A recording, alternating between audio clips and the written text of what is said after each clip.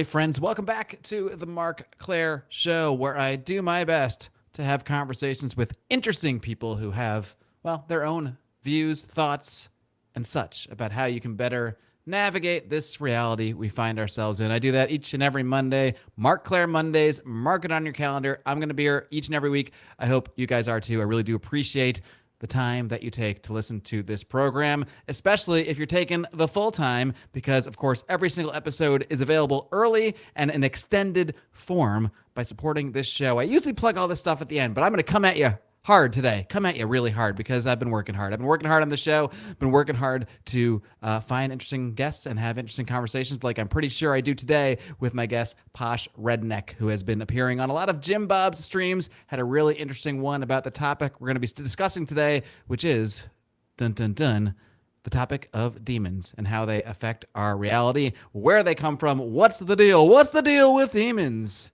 That's my Seinfeld for you. That's all I got, friends. But, of course, you can get the very extended, more in-depth version of this discussion by supporting this show on Patreon, patreon.com/MarcShare.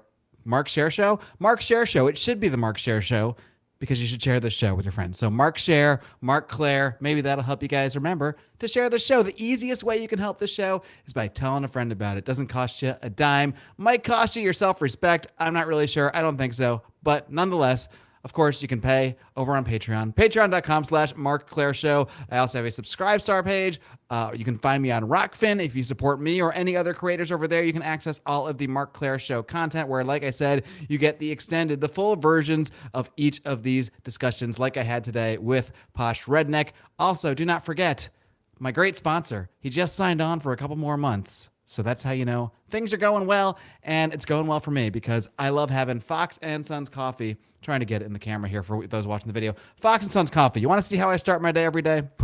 Open this bag, and I take a big whiff. I take a big whiff of these fresh, amazing, very affordably priced coffee beans that will blow away anything you're going to get at Starbucks or any of these chain coffee brands, whatever it may be. You got to check out Fox and Sons, FOXNSONS.com. And don't forget to use my discount code no, it's not Marc Clair Show, but think Marc Clair Show. The discount code is MCS. Think Marc Clair Show. Just use MCS. You get 15% off your order. I get the monthly shipment because I can't get enough of this stuff. I get the dark blend, the Den Blend Dark, I should say, delivered to my door each and every month. I highly recommend you do the same, but nonetheless, all I ask is that you go give it a shot. Use my discount code just one time. Try this amazing coffee from my friend Stephen Fox. You're going to love it. He supports the show. He sends me money so I can make this show. So all I ask is that you use this very generous discount. Check out his coffee again, foxandsons.com. Use discount code MCS. That being said, I have been plugging way too much. Forget the plug-in. Let's get into today's discussion with Posh Redneck. With me today, he is a lifelong Orthodox Christian hailing from Serbia. I've come to know him by his many, many appearances on our friend JimBob's live streams. Of course, he appeared back on episode 6. He has since, besides his appearances on the live streams, I know he's done a number of online debates about theology, Christianity, and that sort of thing. So I'm very pleased to welcome him here today. He is the one and only Posh Redneck. Posh, welcome to my show. Thank you for having me. Happy to be here. And thank you for enunciating the redneck part because people sometimes forget that, and that really makes me sound like an ass. just Posh doesn't come across quite the same, does it? It seems like I'm bragging or something. So before we even get into your story, I am actually a little curious where you came up with this moniker, this online moniker, this Posh Redneck moniker. Well, my entire personality is like welding together of extreme opposites. And one of these things is that I'm not particularly posh in my life, but because I'm such a fan of linguistics, I prefer to learn foreign languages in their appropriate forms, let's call it like literary forms. And I'm pretentious about certain things, and then on the complete opposite side, my idea of going out when I was in my teenage years was going to the park, smoking hand-rolled cigarettes and drinking beer from 2-liter plastic bottles. So I just thought it would be funny. And the first thing people interact with is your voice, the way you speak and comport yourself. So it was just a funny thing I thought would be interesting. Yeah, it is a bit of an interesting dichotomy. I could personally relate a little more to the cigarettes and the beer in the park, but that's a story for another day. But as we've talked about before the show, like you were born into Orthodox Christianity, unlike a lot of my guests who have gone through some sort of weird journey to get there. But I know you did have a brief atheist period, so maybe we can just touch on that a little bit. How did you get into that atheist period? What made you sort of shy away from it for a bit, and how did you kind of claw your way out of that, I guess, or however you want to put it? Well, as you said, I'm from Serbia. I'm still in Serbia. I'm not a native English speaker, all of that stuff. And if you know about Serbia, there was a country called Yugoslavia, originally the Kingdom of Yugoslavia. But then after the Second World War, we became the Socialist Federative Republic of Yugoslavia, which was a socialist country, or a communist country, as people tend to name things, but that's not what communism and socialism are. But these terms were beaten to death before fascist was beaten to death by the left. Mm-hmm. So never mind that. But people were encouraged very, very delicately to abandon religious practices. My German teacher snuck into a church for his family patron saint's feast day, and he almost got expelled because people saw him. So he was trying to be careful, but even then, that could land you as a young adult. You could get expelled from school. You could lose everything for going to church. But we had the nice communism, everything was funded. Yugoslavia was in this geopolitical position where both the West and the East sort of funded it to not go to the other side. So there was a lot of free money going around, and it was wasted in all sorts of manners. Factories and things were built in such a way to tie the constitutive countries together instead of how it would make sense to make the factories. So once the country fell apart, everything fell apart, and people had this idea of, if we only went back to communism, it would go back to everyone had money, everyone had what was called 13th pay, the state-funded vacations, things like that. So it doesn't have this gore that one would associate with like the Soviet Union or Maoism or something like that. And this plays into why I thought, having been born in the mid-90s here in Serbia, when we had war and things like that, things weren't going well, culminating in NATO bombing of what was still called Yugoslavia, but it was basically Serbia and Montenegro. And everything was that bombing something that were you actually experiencing that, like literally in person as a kid growing up, or was it more? Yes. It was tactical bombing, so it wasn't like bombing civilian areas for no reason, but it was bombing of bridges and infrastructure and all sorts of things. But I remember it well. I remember hearing bombs, especially because the first night it started, our parents, with me and my brother, they moved us across to my father's home village, which is in the hills. So you can hear a lot of the bombs from quite far away. The sound would eventually get to you. So it's something I remember well. But you get this idea you hate the West because of all of their evils. You hate them because they're capitalists, right? They would sell their own children for money. All of these things. And then on the other side, you have this traditionalist aspect that you hate the West because of its heretical nature and everything. But I fell into atheism because I just grew up with it. It wasn't something I was properly catechized into. It's just something you did. And the moment you reach proper questioning, you can't answer it except for saying, well, this is what you should do because you're a Serb, you're Orthodox. That's it. So I started flirting quite a bit with socialism, and I accepted it. I thought Stalinism was the only proper way to do it. No, none of this la la la thing. Just tanks in the streets, get things over with. If you're gonna do it, let's do it, right? Exactly. Which is something people have a huge problem with. You mentioned how you did a political podcast. Like people think we in Eastern Europe, we are immune to the whole rainbow flag nonsense because we know what communism is like. In Eastern Europe, under communism, you went to prison for homosexual activities. Like no one thought. They actually called it a product of Western capitalist decadence. So here it's something associated with capitalism. So that's funny. But at the same time, I went into this phase, and mostly it was theodicy. Why would God allow for evil?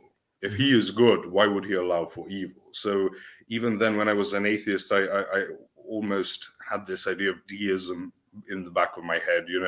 There could still be a God, but he's not like a God. He's like this force that, like the demiurge or whatever. But ultimately, it was when I started really then going into philosophy that I realized that atheism doesn't make sense. Like it cannot justify free thinking. It cannot justify free thinking as in free will and the ability to think. And because everything would have to be this enormous mechanism that functions under certain laws of nature, but it's still a mechanism.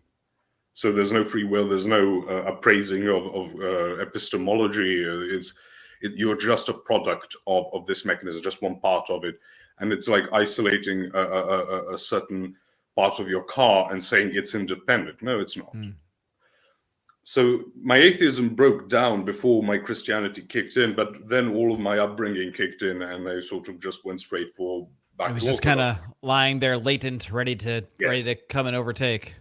Yes, because it wasn't like I had properly philosophically demolished my Christian beliefs. It was just theodicy made me think that, this was just something people believed in back in the day. Now we have science and rationality and things like that. Turns out, no. And we are seeing the fruits of secularism properly as even the cultural impact of Christianity is dying out. But nevertheless, I defaulted back to orthodoxy, but I really got interested in this creationism thing. And that was something mostly done by Protestants. And then I eventually people like Kent Hovind or someone whom I appreciated his inputs. I didn't agree with him on theology, but then he would start bringing up things again. It was because I didn't want to study theology properly. Then he would mention things like call no man your father or something. And then I think, wait, then why would I call my priest father my entire life, Again, something you just do. And then but I couldn't break away at this point because Protestantism just didn't make sense to me. You go and start your own church, and then you have the LGBTQ plus churches. Like, how does that work? Oh, no, it's just obvious that you don't do that. We can all agree. And then it came back to my atheist days. Oh, it's the we can all agree thing again, right? It's like we have to adapt the religion to our modern times. So we have to constantly do these updates. Like, okay, well now it can include these things. Now it can include these things because we're modern now. So, we know better. Yeah. You needed the church until you got the printing press, but now everyone can afford a Bible, so you don't need the church anymore, which doesn't make any sense to me. And why are they all disagreeing with each other? Why is it like 10 different churches in a single block, and they all have different teachings? That doesn't make sense. That's not what this is. You're turning it into a social club. Right. I mean, because if it's real and it's true, which in theory, if it's your religion, you should probably believe it's real and true. Then it can't really have 57 different true interpretations. Especially then they wanted to say, well, the fundamentalist movement originally was this movement. We can agree on the fundamentals, right? Trinity, virgin birth, the incarnation, bodily resurrection, things like that. But then the question arises, well, okay, but who decides what is fundamental and what isn't? You know, why is the Trinity one of the fundamentals? Why is the virgin birth one of the fundamentals? And why isn't, I don't know, something like the Eucharist? Why isn't that one of the fundamentals? Because to us Orthodox, it is very fundamental, but it's more of a socio-political movement. And then the theology is there to bolster it up. And in America, you see this with a lot of churches. They go for geopolitics with a certain country I probably shouldn't mention, but it is the only democracy in the Middle East, I'm told. I can take a guess. Yes. But you see, it's a massive political thing. And then people who go for the Second Amendment, the First Amendment. Well, is that your church? Is that it? Is that what you're founding it? And do you get that from your theology, or do you build your theology to support your political beliefs? And you'd be surprised how much it is the latter as opposed to the former. So I never could go into it, but I really had to then roll up my sleeves and start studying theology properly. And we Orthodox, we are not big on academic theology. We don't think that's what theology is per se, like an academic structure. When we call people the theologian, we mean someone who was so advanced spiritually that is, we could say he was someone communicating with God properly, not just someone who had enough philosophical undergirding to be able to espouse all of these brilliant ideas and postulate all sorts of hypotheses and explanations and exegete the scriptures properly. That's not how we see it. But unfortunately, that is what most of Protestantism is. And if you ever hear people criticizing us for not having a systematic theology, that is what they mean. You can't just pick up a book and there you go, orthodoxy. It just doesn't exist. So it is a lot of reading the fathers. Because it's more experiential then, would you say? Absolutely. We believe that praxis forms you much more than your theories form you. People tend to develop theories post factum. They tend to act in a certain way, and that will shape them as a person, and then they will develop theory after that.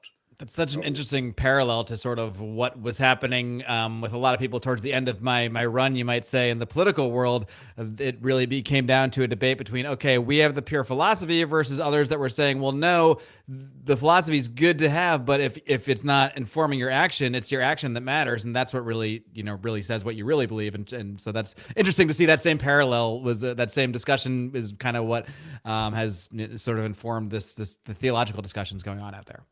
Yes. You will see if you start thinking of a lot of, especially nowadays, left-wing thinking. Think of it as faith alone acting, as that mindset at least. You just have to believe certain things, and you're a good person. You're saved, right, or whatever it is.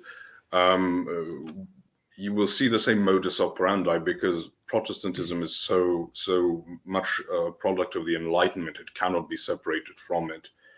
And it doesn't go into a particular type of spirituality. What you get instead of spirituality, because all you need is agree to certain propositions, and you're going to the good place instead of the bad place, after you've died, is that what's left is emotionality. And it goes into all sorts of, Pentecostalism and people rolling on the floor, writhing, speaking in tongues, and all sorts of very weird things. And then we look at that and think, why is our chanting demonic or pagan to you? Meanwhile, this is fine. Well, and then from the outside, like for myself, for example, who didn't grow up with Christianity, that became like seeing that weird tongue speaking stuff, like that becomes my view of Christianity. So then for a while, until I started meeting people like you and others like that I'm like, oh, this doesn't even seem like the same thing at all. Yes. And I talked to JimBob on his stream. You have like Calvinist atheists. So Calvinism, one of its major ideas is because God is sovereign, all things that happen are predetermined by God. Because otherwise you believe that something can happen outside of God's sovereignty. So that's where the idea of predeterminism comes for them.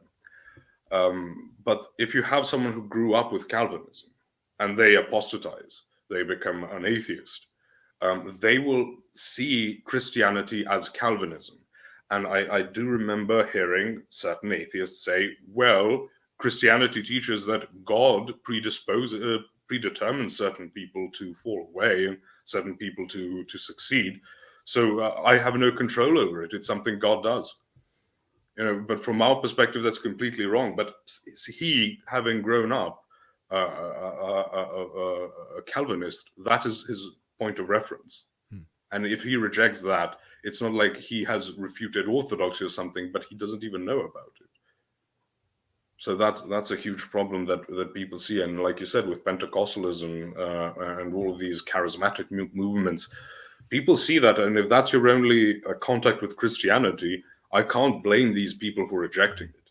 I would reject it. I still do reject it, right. As an Orthodox.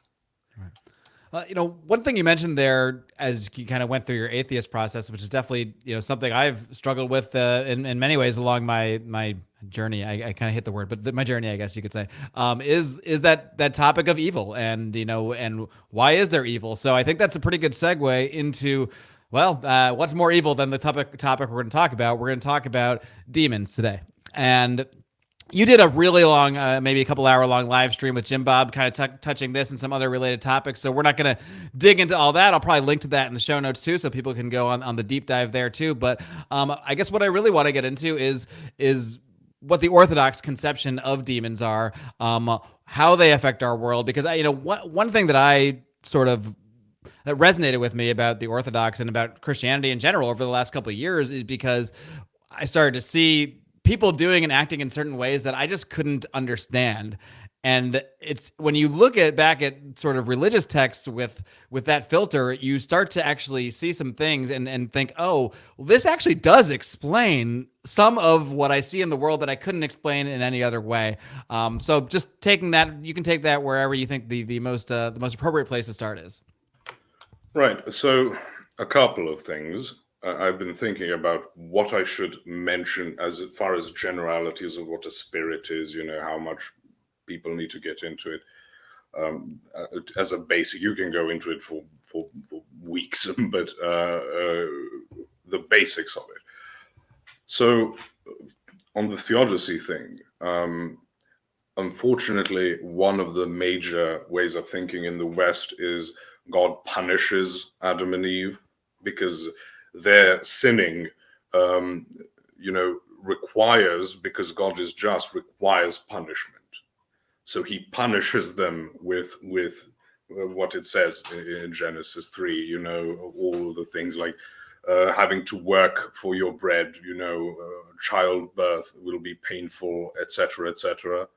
So they think of that as this God's justice having to play out.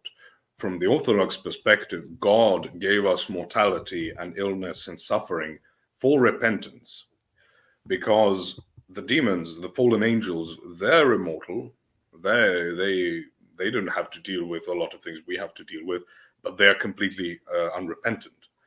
They also did things knowing what they were doing. Adam and Eve sort of sinned with naivete, but because they're in this deathless rebellion, it's and from our perspective, it's to bring down humanity, not to overthrow God, from the divine throne, as if that's possible. Mm-hmm. No, it's the only way to actually do damage to God, we could call it, is to try and destroy his creation and attacking humanity, bringing worship to themselves instead of God, causing people to engage in all sorts of debauchery and slaughter and whatever it is one way of doing that. So that's one basic thing. Another thing is to talk about what a spirit is, because I see so much of trying to somehow explain how they are material things, and they're not. People have to accept that. It's not, it's like a dude, but it's in a different dimension, and he's sort of glowy, and it's like the Force ghosts in Star Wars or something. Like, no, that's not what spirit means. That's not what the Holy Spirit also means, So not to go into the etymology and all sorts of things, a spirit is this noetic being, noetic coming from nous, meaning mind. So it is an entity. It's not a force. It's a personal entity. But it is a spirit the way a human spirit is what we would say the nous is. It's got a bit more to it than that. But you as a human being, you are a body. But you've got some type of autonomous parts to yourself, right? You don't regulate your heart rate. There are things, the little hammer thing to make your leg kick or something. We control the overall machine, but we don't control all the little mechanisms that lets us control the machine in the first place. That's exactly it. And you can overwrite a lot of it. That is the free will part. If you touch a hot stove, you will sort of jolt back from it, not having made the decision. It's just your body, as soon as it touches something that hot, will sort of recoil. But you can, against your better nature, if you would, stick your hand on a stove and make it burn. Right. You can do that. If you really want to, and you really want to tough it out, you can do it. And all sorts of signals will be going out even before you did it and during it and after it. But at that point, it's over. But you can do it.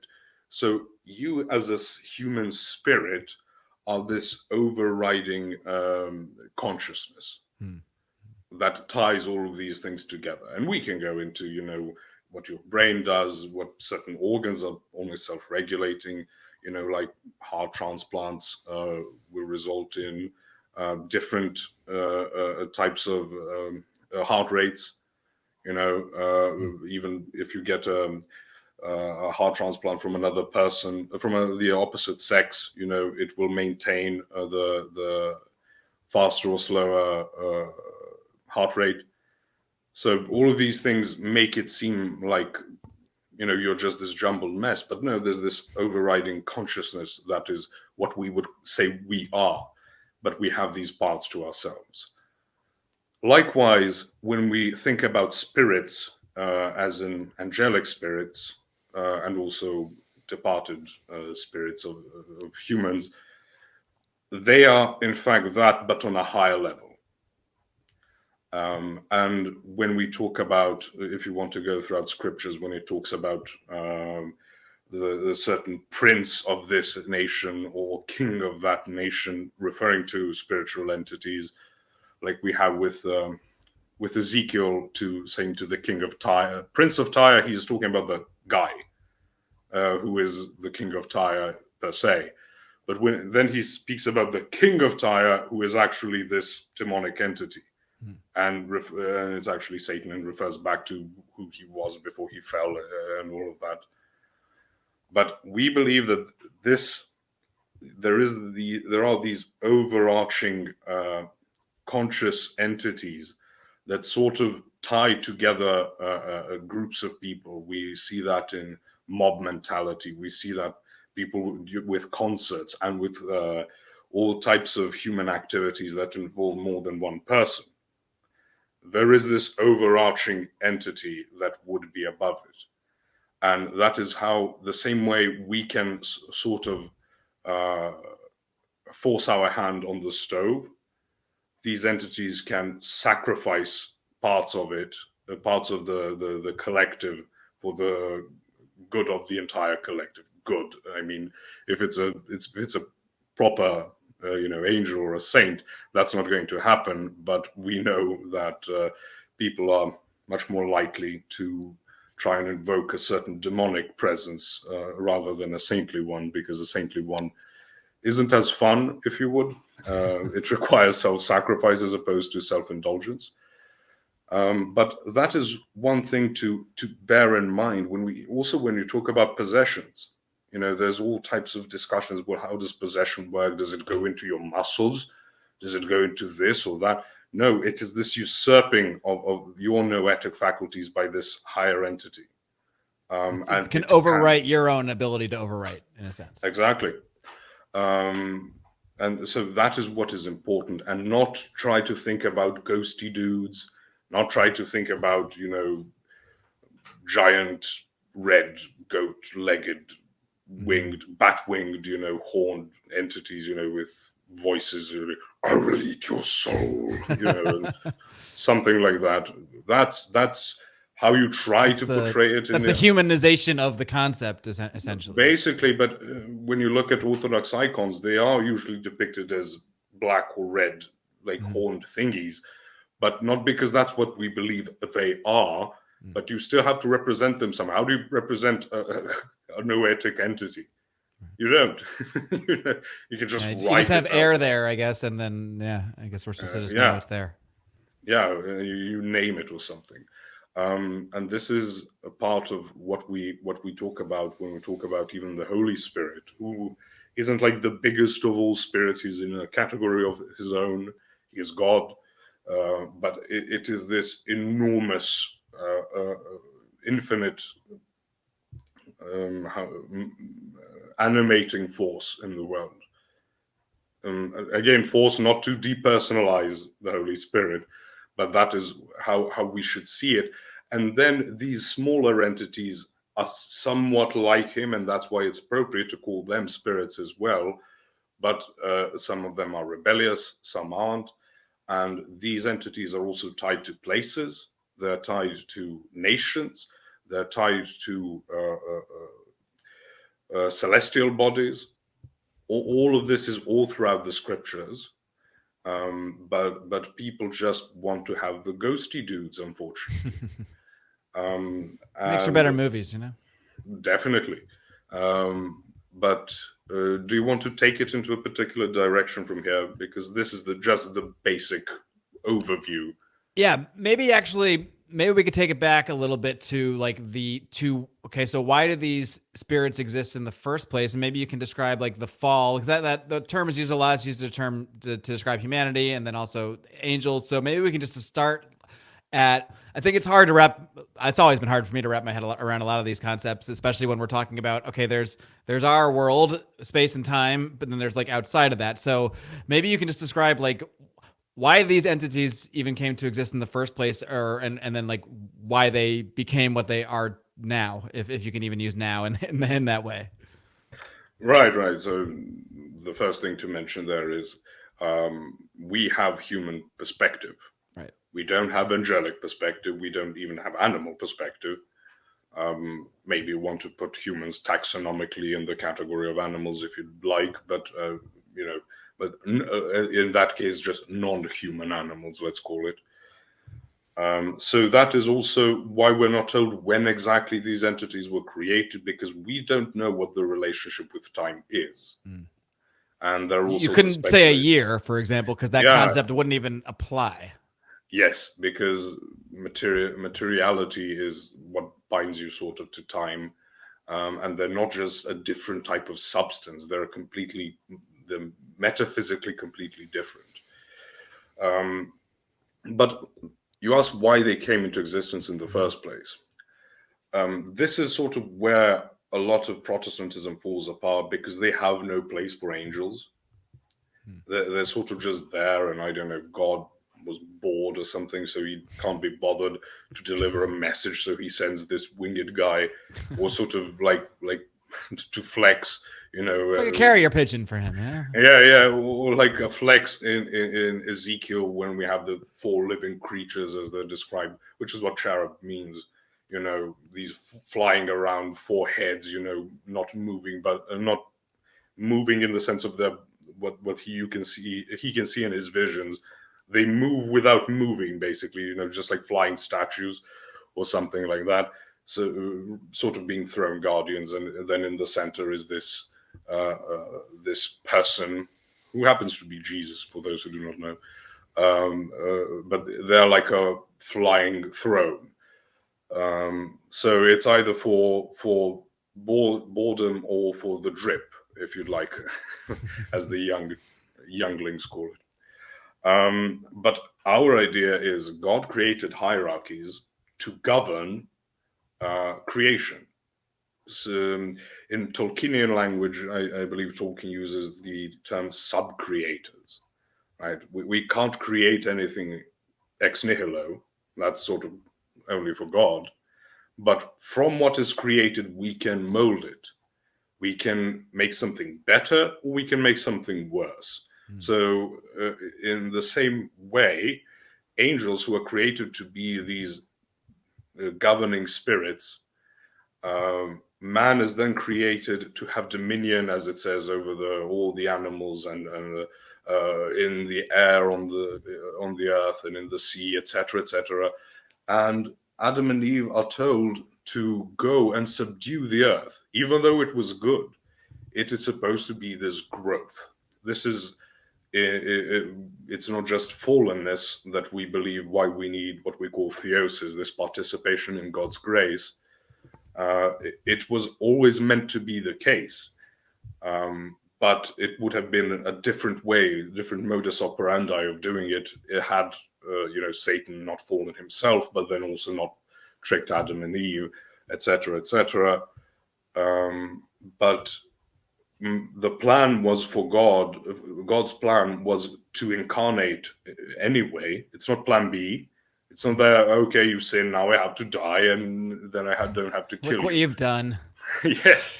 You know that now I got to go become a man, where Jesus knocks on the door and says, let me in. Why? So I can save you. From what? From what I'm going to do to you if you don't let me in. And that's sort of the Protestant understanding of salvation. I mean, we joke, but like this is the kind of stuff that I once thought in many ways and heard a lot of, because that kind of is how it's portrayed in the sort of mainstream, or I guess which would be like Protestant here in the U.S. Absolutely. Man fell, and if you accept that Jesus died for your sins, you're good. But back to the original thing. But man was created to be above the angels, but he was supposed to get there. Man was supposed to get to that point, whereas angels were sort of created on a certain high level. And when we read the scriptures saying the devil who fell through envy, this is what we believe it was referring to. Man was supposed to be higher than angel, and Satan wasn't big on that. So he wanted to bring man down. What would make man higher than an angel? If an angel is this spiritual being that is seemingly, more powerful, in at least in the material view, more powerful than man, is it like having a body? Is it having mortality? Is it having things that these spiritual beings couldn't actually have because of the way that they are created? Well, it's open to speculation for the details, but for example, we believe the saints already are higher than the angels. That's sort of their point. When we sing hymns to the Mother of God, whom we most often refer to, even in English-speaking Orthodoxy, as the Theotokos, the God-bearer, we very openly proclaim, higher than the seraphim, more glorious beyond compared to the cherubim. But that is something that happens, once they are in heaven. We don't know it's not something I can describe to you technically, now they've got powers or something like that, but they are elevated in glory. And we believe once the eschaton arrives, the new heavens and the new earth, when people will be bodily resurrected, we don't believe it will be the same type of body as it is now. It will be an immortal body. And we don't know what that looks like exactly. It's not like all of this, but you never get a heart attack. We don't know the details. We get the gist of it. And that, in that sense, when Christ himself says, you shall judge the angels. So that is all that was supposed to happen. And we believe the good angels, the non-fallen ones, they're thrilled about it. But the envious ones are not particularly thrilled about it. And that's who fell and continue to be on a mission to drag as many people down as they can. Because that's, as I said, that's the only thing that they can do. Can you describe a little more specifically like what the fall means? It's hard. It can be difficult to wrap your mind around that. Does it just mean in pro wrestling terms, you might call it they turned heel. They became the bad guy.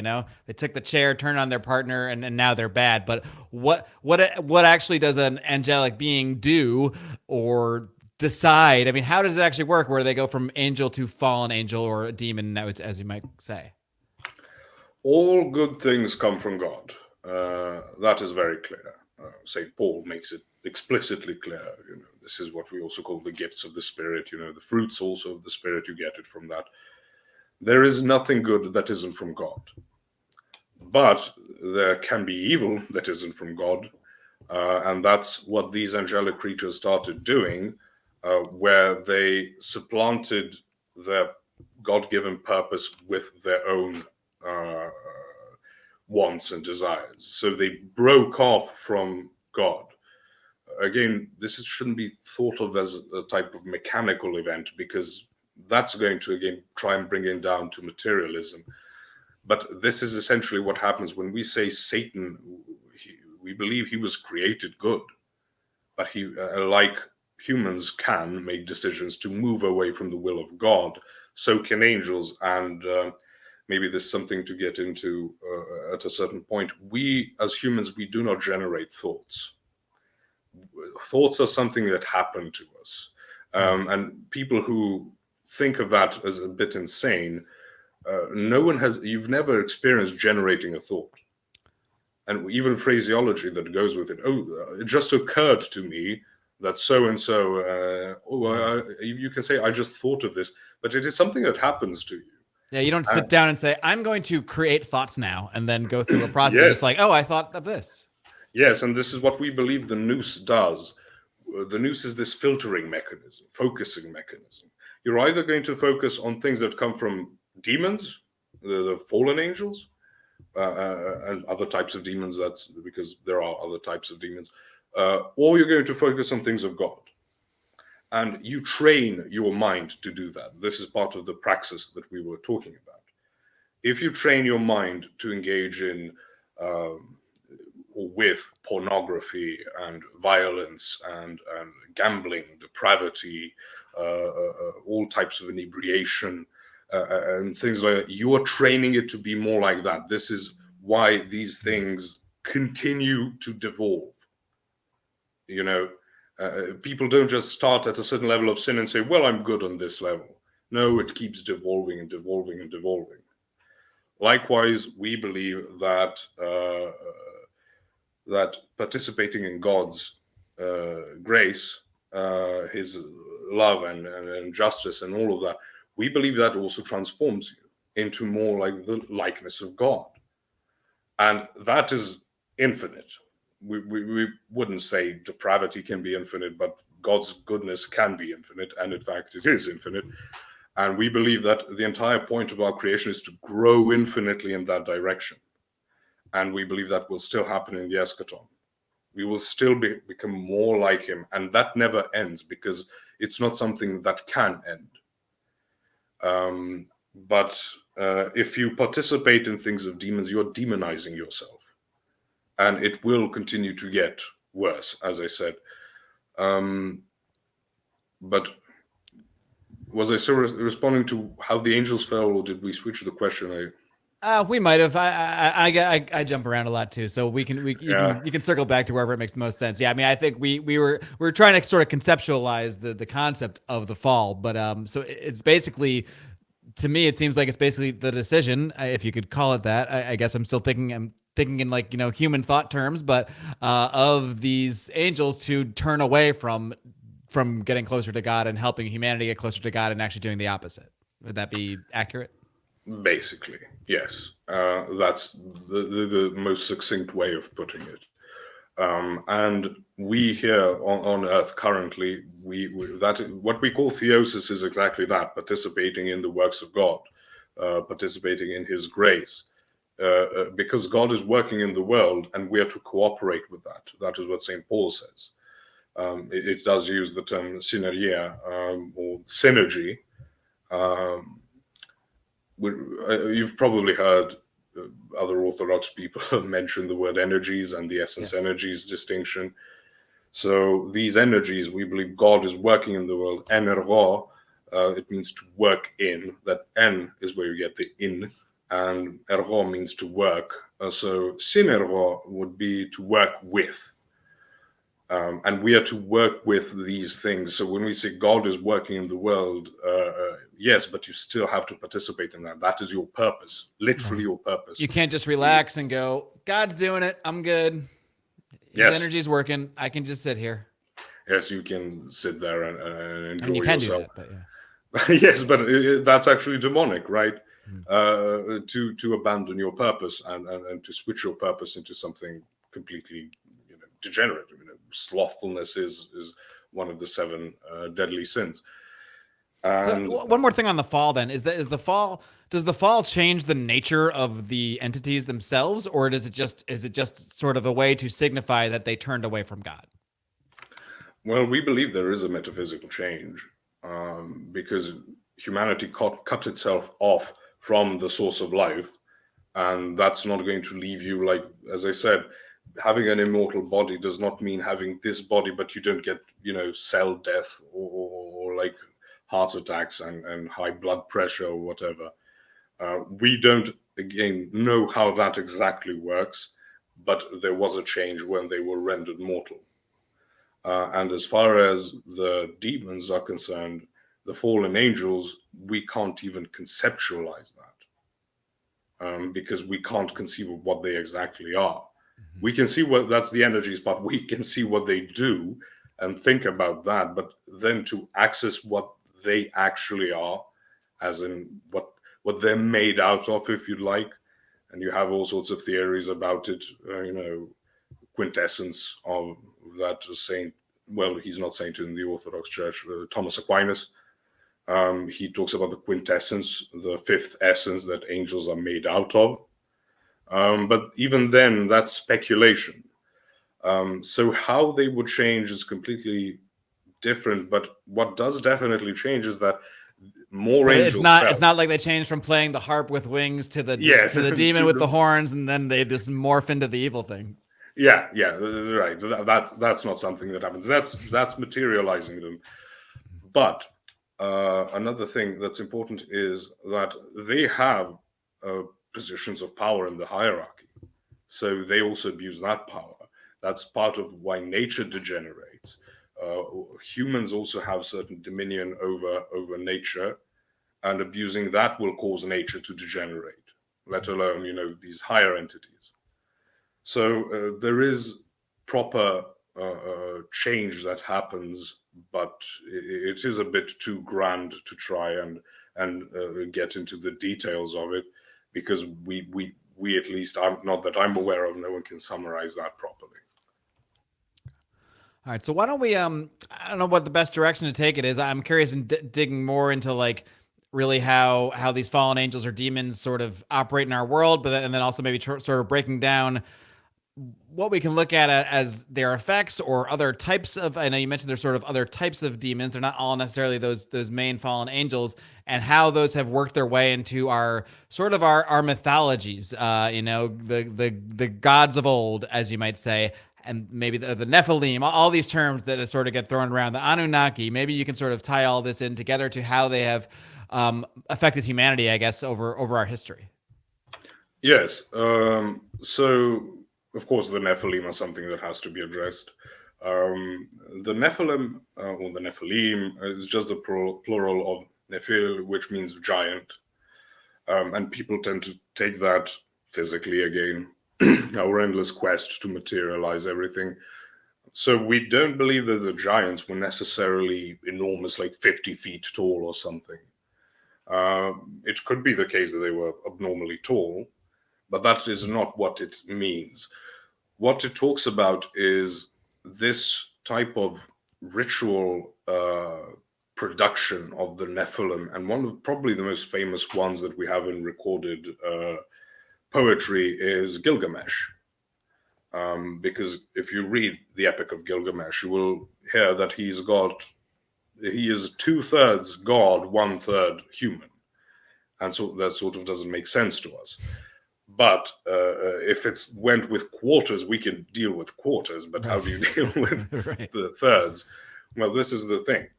You have he has a father who is the king, so he is a god himself. He sort of has certain powers attributed to his relationship with the spiritual world and the gods. So he is a god himself. And then he's got a human mother, which tended to be a temple prostitute, which is something that happens again all throughout the pagan world, not just in the Middle East. It happens all throughout the world.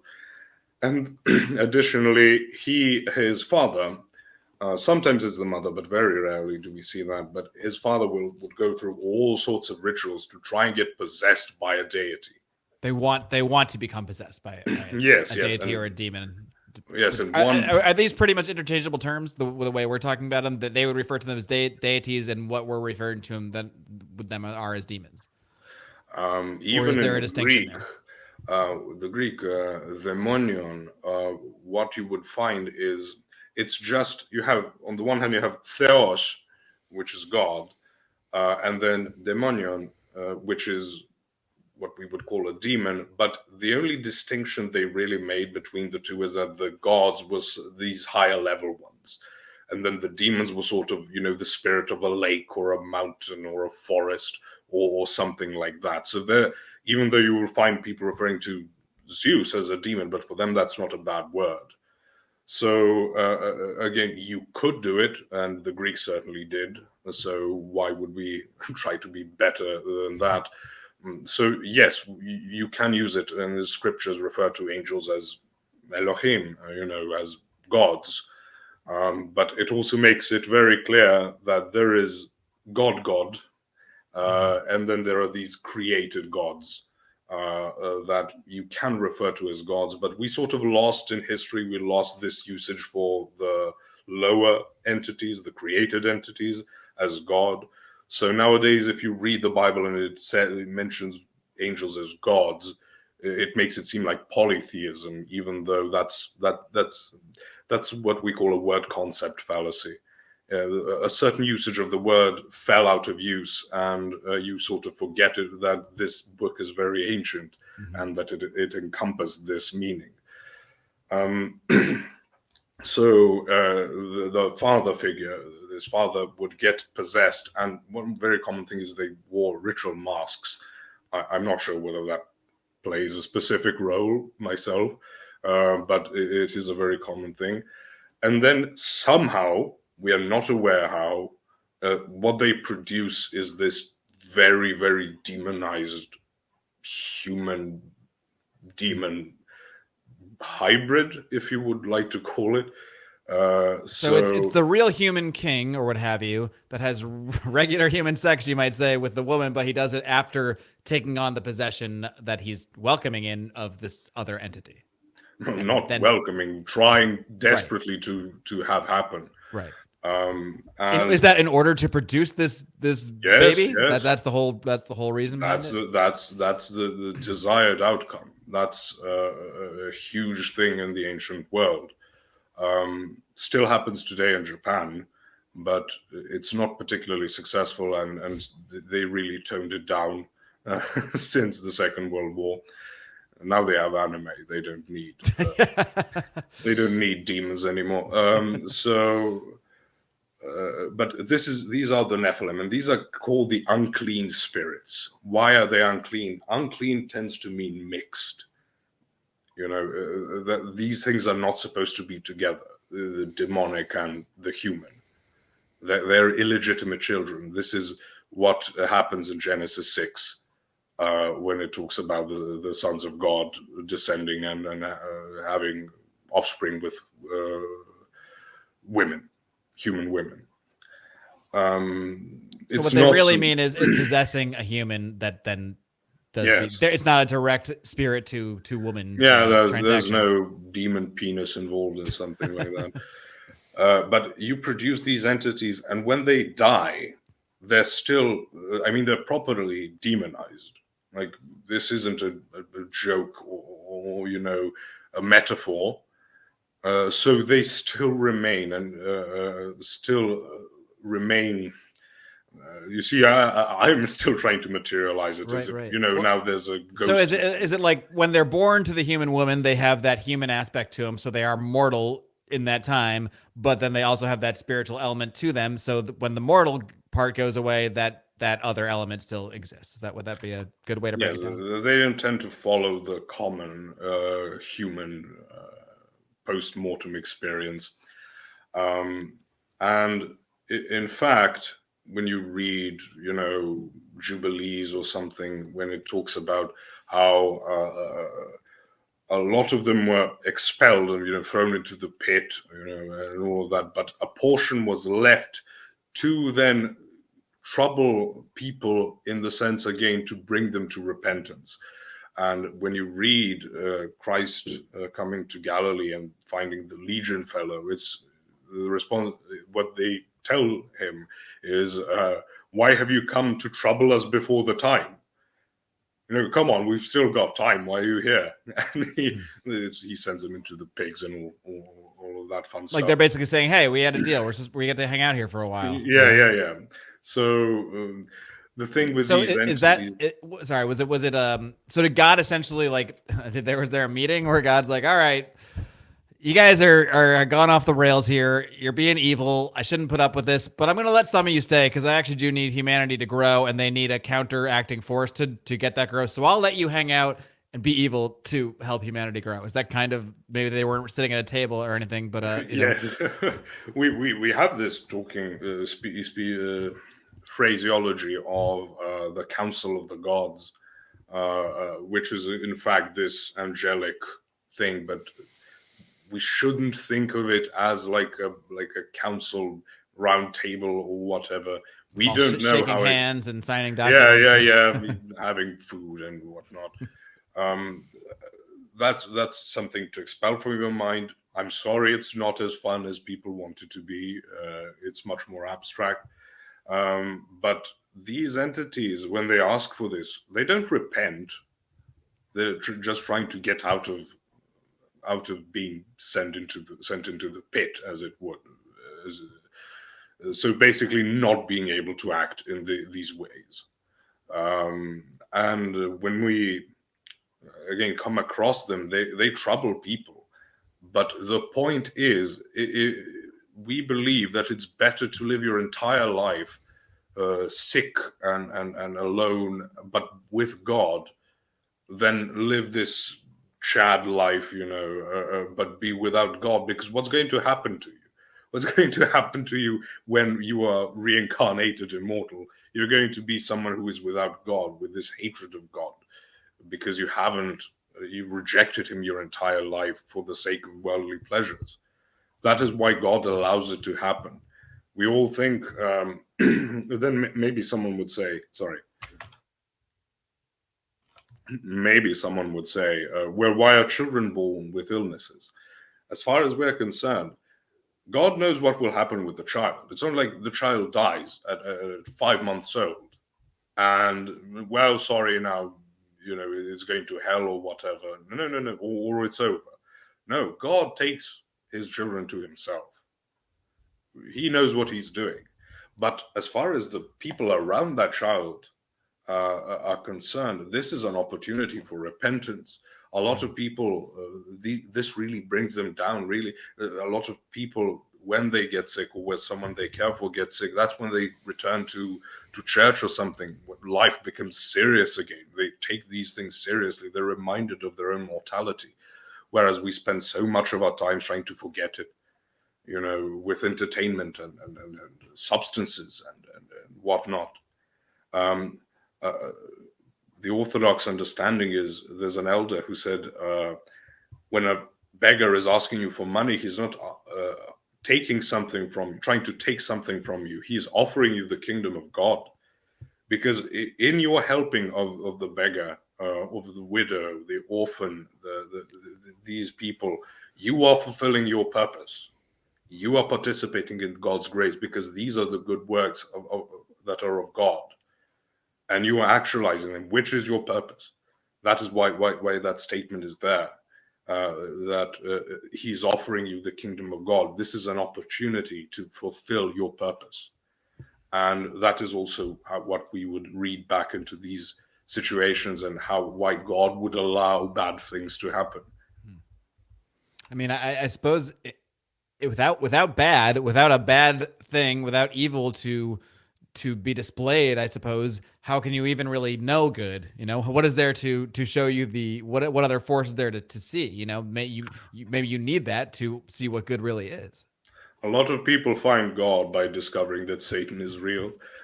So that is something that actually happens. You know, Yeah. Some people get it, you know, by having a child, and all of a sudden there's this little creature that means to you more than your life itself. It is the first time you've been truly humble. And then that brings them closer to God, and then they discover God. You know, it's not always something bad has to happen, but sometimes only that will shake people out of it. Sometimes not even that, but that's just because their rebellion is so strong.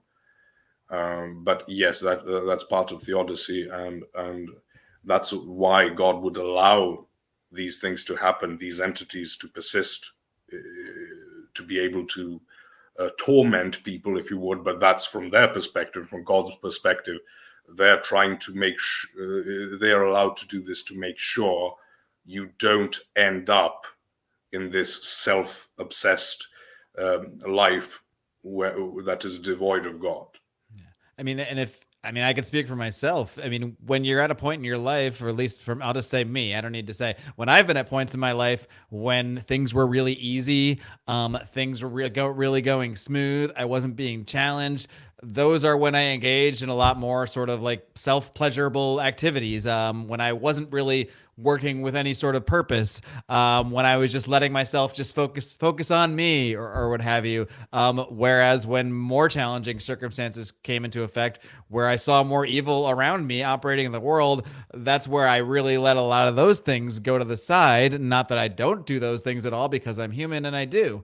But it's certainly changed my perspective on those things. And who knows, if, you know what, it's interesting, because now I've started to get to the point where the more challenging life gets, I go, oh, shit, this challenge is here. But I also go, okay, this is good though, because in a way, because this is what's forcing me to not get overindulgent, forcing me to not just lose myself again.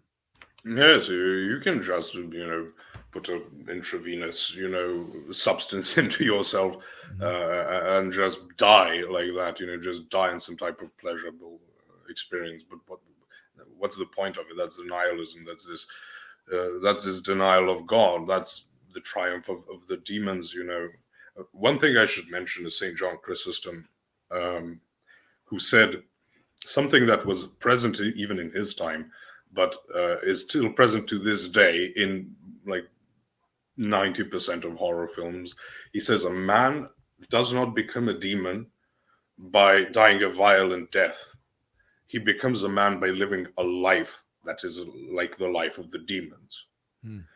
So, but I'm saying, because, every time you watch a horror film, oh, there was some girl, they thought she was a witch, so they burned her, and now she's haunting the place. And we Christians, at least we Orthodox Christians, completely reject that. You need to actively pursue it. Things don't just happen. You don't trip and land on a demon and now you're possessed.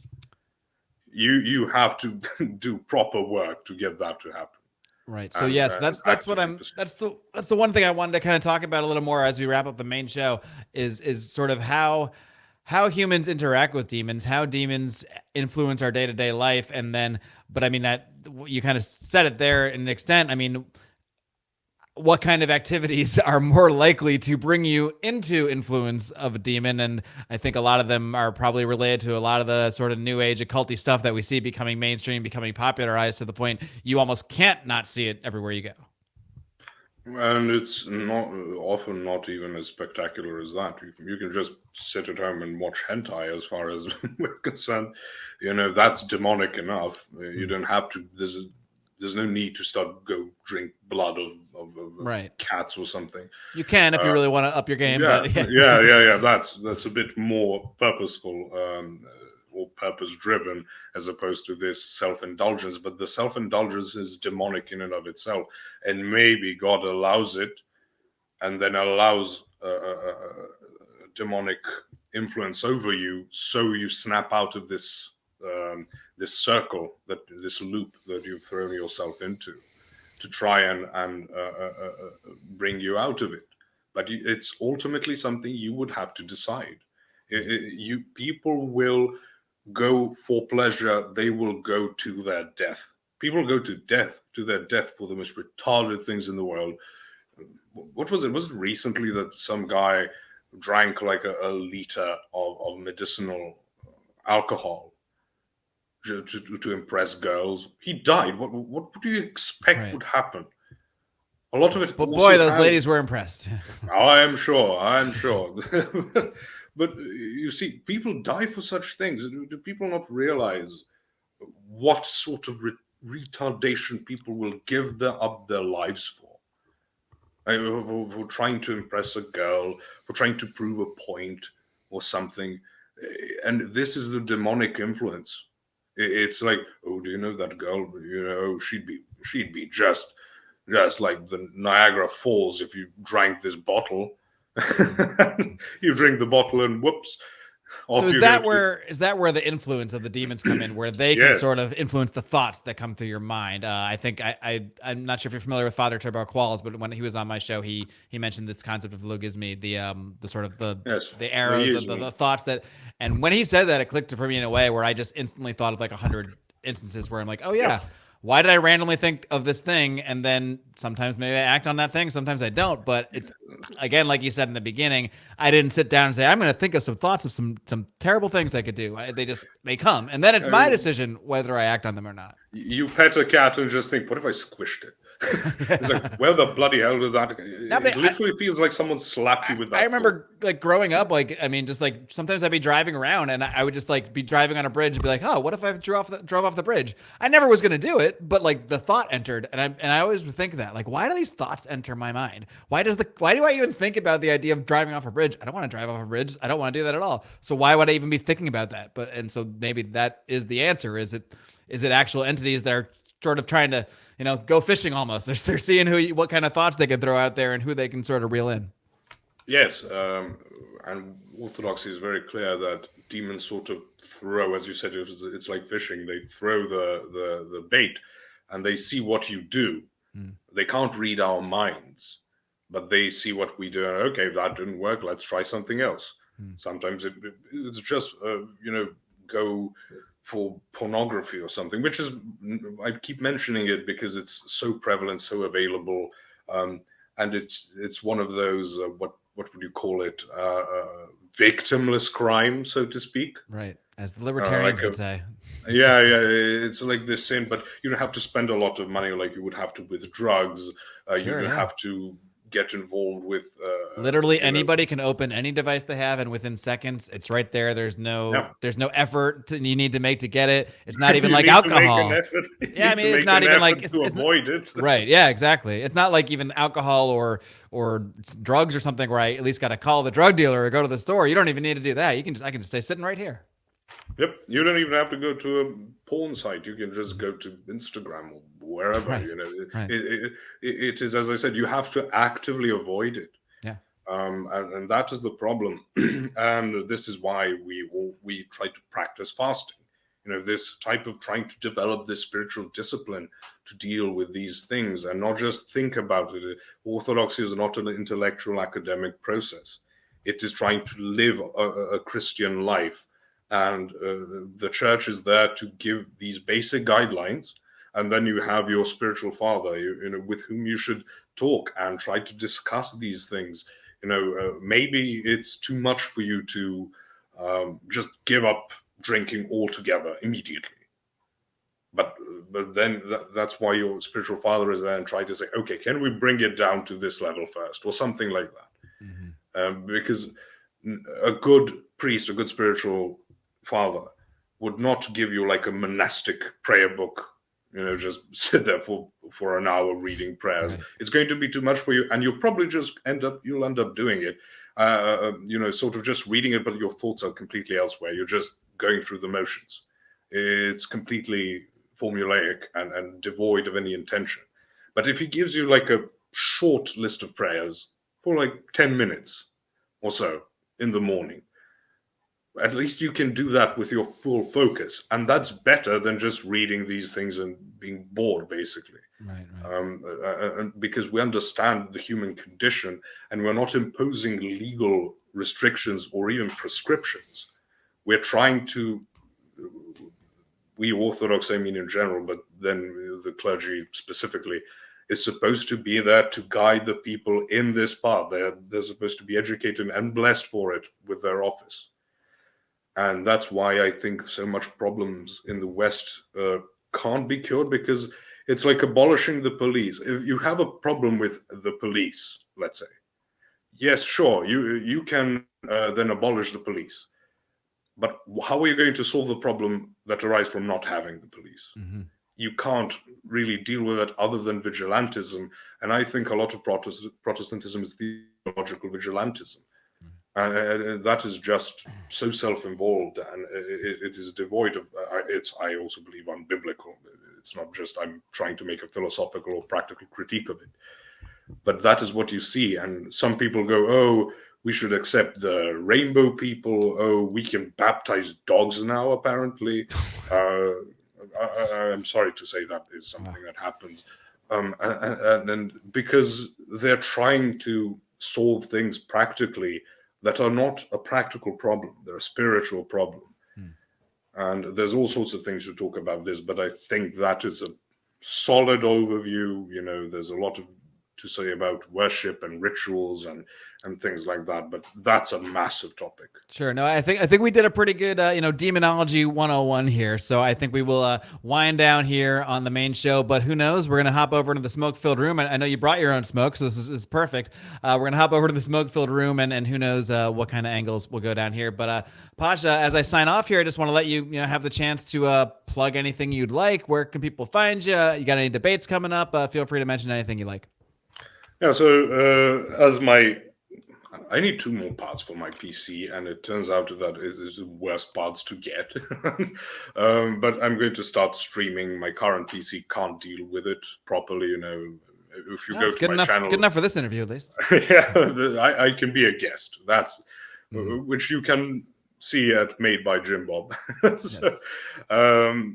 But my channel, the Posh Redneck, I have put out a few things. But once I get the tech, I will start streaming.